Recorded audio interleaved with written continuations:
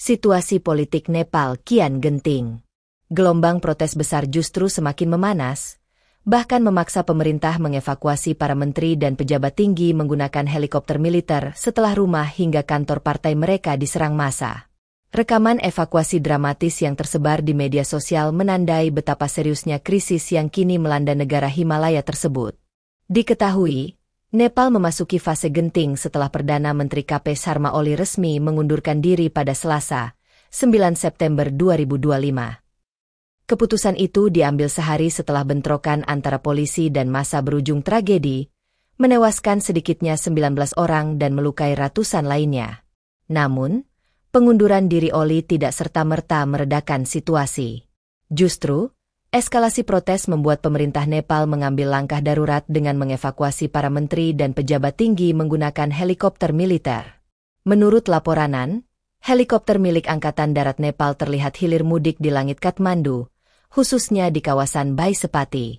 Sejumlah menteri diangkut dari kediaman mereka menyusul serangan massa terhadap rumah-rumah politisi serta kantor partai. Rekaman helikopter sipil maupun militer yang digunakan dalam evakuasi itu tersebar luas di media sosial dan menjadi viral, menandai betapa gentingnya situasi politik di negara Himalaya tersebut. Langkah evakuasi diambil setelah sejumlah kantor partai dan rumah pejabat menjadi sasaran amukan massa yang menuntut perubahan pemerintahan secara total. Polisi yang sebelumnya dikerahkan untuk menghalau demonstran kewalahan menghadapi gelombang protes yang membesar sejak akhir pekan lalu. Pengunduran diri Oli menambah ketidakpastian politik di Nepal yang selama bertahun-tahun dilanda instabilitas pemerintahan. Sejumlah pengamat menilai krisis kali ini bisa menyeret Nepal pada kekosongan kepemimpinan jika tidak segera ada kesepakatan politik antar partai.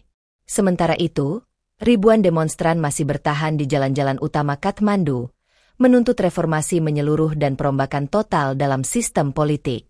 Pemerintah sementara disebut tengah mempertimbangkan opsi memberlakukan keadaan darurat jika situasi tidak kunjung terkendali. Download Tribun X sekarang, menghadirkan lokal menjadi Indonesia.